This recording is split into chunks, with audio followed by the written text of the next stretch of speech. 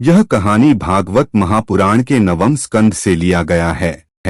इसे सुनने से स्वर्ग की प्राप्ति होती है। ब्रह्मा जी के मानस पुत्र हुए अत्रि।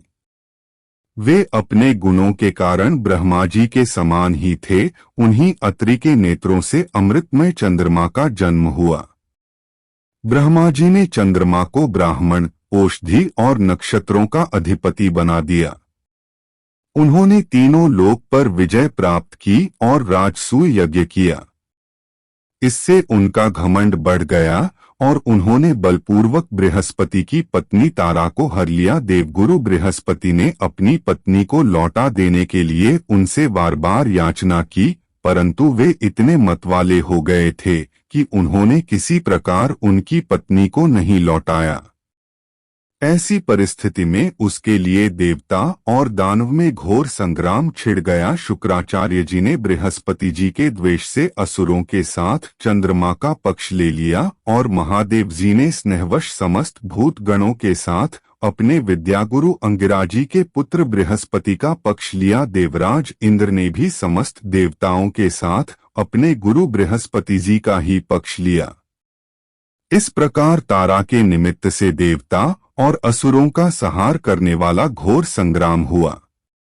तदंतर अंगिरा ऋषि ने ब्रह्मा जी के पास जाकर यह युद्ध बंद कराने की प्रार्थना की। इस पर ब्रह्मा जी ने चंद्रमा को बहुत डांटा फटकारा और तारा को उसके पति बृहस्पति जी के हवाले कर दिया। जब बृहस्पति जी को यह मालूम हुआ कि तारा तो गर्भवती है, तब उन्होंने कहा, दुष्टे, यह तो किसी दूसरे का गर्भ है। इसे तू अभी त्याग दे, तुरंत त्याग दे। डर मत, मैं तुझे जलाऊंगा नहीं, क्योंकि एक तो तू स्त्री है और दूसरे मुझे भी संतान की कामना है। देवी होने के कारण तू निर्दोष भी है ही। अपने पति की बात सुनकर तारा अत्यंत लज्जित हुई। उसने सोने के समान चमकता हुआ एक बालक अपने गर्भ से अलग कर दिया। उस बालक को देखकर बृहस्पति और चंद्रमा दोनों ही मोहित हो गए और चाहने लगे कि यह हमें मिल जाए। वे एक दूसरे से इस प्रकार जोर जोर से झगड़ा करने लगे कि यह तुम्हारा नहीं, मेरा है। ऋषियों और देवताओं ने तारा से पूछा कि यह किसका लड़का है, परंतु तारा ने लज्जावश कोई उत्तर न दिया। बालक ने अपनी माता को झूठी लज्जा से क्रोधित होकर कहा, दुष्टे, तू बतलाती क्यों नहीं? तू अपना कुकर्म मुझे शीघ्र से शीघ्र बतला दे। उसी समय ब्रह्मा जी ने तारा को एकांत में बुलाकर बहुत कुछ समझा बुझाकर पूछा। तब तारा ने धीरे से कहा कि चंद्रमा का। इसलिए चंद्रमा ने उस बालक को ले लिया। ब्रह्मा जी ने उस बालक का नाम रखा बुध, क्योंकि उसकी बुद्धि बड़ी गंभीर थी। ऐसा पुत्र प्राप्त करके चंद्रमा को बहुत आनंद हुआ। बुध के द्वारा इला के गर्भ से पुरूरवा का जन्म हुआ। एक दिन इंद्र को सभा में देवर्षि नारद जी पुरूरवा के रूप, गुण, उदारता, शील स्वभाव, धन संपत्ति और पराक्रम का गान कर रहे थे। उन्हें सुनकर उर्वशी के हृदय में काम भाव का उदय हो आया और उससे पीड़ित होकर वह देवांगना पुरूरवा के पास चली आई। यद्यपि उर्वशी को वरुण के शाप से ही मृत्युलोक में आना पड़ा था, फिर भी पुरुष शिरोमणि पुरूरवा मूर्तिमान कामदेव के समान सुंदर हैं। यह सुनकर सुरसुंदरी उर्वशी ने धैर्य धारण किया और वह उनके पास चली आई। देवांगना उर्वशी को देखकर राजा पुरूरवा के नेत्र हर्ष से खिल उठे। उनके शरीर में रोमांच हो आया। उन्होंने बड़ी मीठी वाणी से कहा। राजा पुरूरवा ने कहा, सुंदरी, तुम्हारा स्वागत है। बैठो, मैं तुम्हारी क्या सेवा करूं?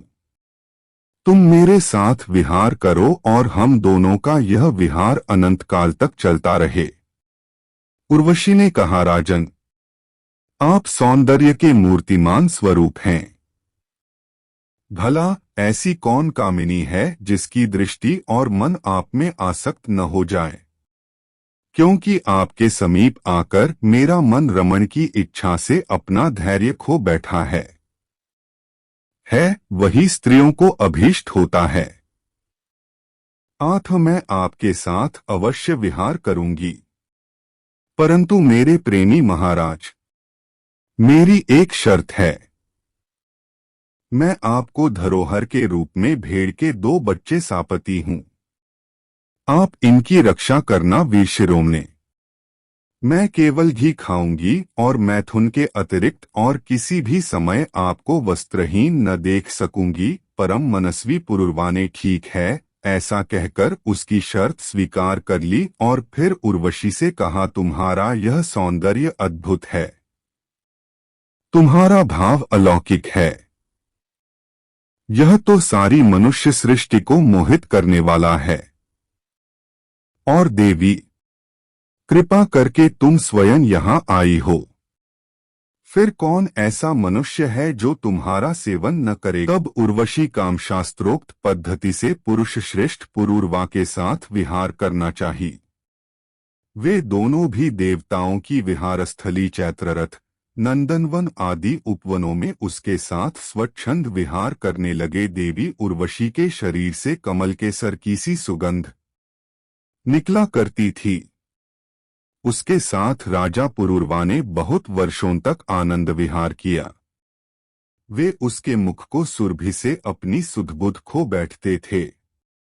इधर जब इंद्र ने उर्वशी को नहीं देखा तब उन्होंने गंधर्वा को उसे लाने के लिए भेजा और कहा, उर्वशी के बिना मुझे यह स्वर्ग फीका जान पड़ता है। वे गंधर्व आधी रात के समय घोर अंधकार में वहां गए और उर्वशी के दोनों भेड़ों को, जिन्हें उसने राजा के पास धरोहर रखा था, चुराकर चलते बने। उर्वशी ने जब गंधर्वों के द्वारा ले जाए जाते हुए अपने पुत्र के समान प्यारे भेड़ों की आवाज सुनी तब वह कह उठी कि अरे, इस कायर को अपना स्वामी बनाकर मैं तो मारी गई। यह नपुंसक अपने को बड़ा वीर मानता है। यह मेरे भेड़ों को भी न बचा सका। इसी पर विश्वास करने के कारण लुटेरे मेरे बच्चों को लूट कर लिए जा रहे हैं। मैं तो मर गई। देखो तो सही, यह दिन में तो मर्द बनता है और रात में स्त्रियों की तरह डरकर सोया रहता है। जैसे कोई हाथी को अंकुश से वेध डाले, वैसे ही उर्वशी ने अपने वचन बाणों से राजा को बींध दिया। राजा पुरूरवा को बड़ा क्रोध आया और हाथ में तलवार लेकर वस्त्रहीन अवस्था में ही वे उस ओर दौड़ पड़े। गंधर्वों ने उनके झपटते ही भेड़ों को तो वहीं छोड़ दिया और स्वयं बिजली की तरह चमकने लगे। जब राजा पुरूरवा भेड़ों को लेकर लौटे तब उर्वशी ने उस प्रकाश में उन्हें वस्त्रहीन अवस्था में देख लिया। बस वह उसी समय उन्हें छोड़कर चली गई। राजा पुरूरवा ने जब अपने शयनागार में अपनी प्रियतमा उर्वशी को नहीं देखा तो वे अनमने हो गए। उनका चित्त उर्वशी में ही बसा हुआ था। वे उसके लिए शोक से विह्वल हो गए और उन्मत्त की भांति पृथ्वी में इधर उधर भटकने लगे। एक दिन कुरुक्षेत्र में सरस्वती नदी के तट पर उन्होंने उर्वशी और उसकी 5 प्रसन्नमुखी सखियों को देखा और बड़ी मीठी वाणी से कहा, प्रिय, तनिक ठहर जाओ, एक बार मेरी बात मान लो। निष्ठुरे, अब आज तो मुझे सुखी किए बिना मत जाओ।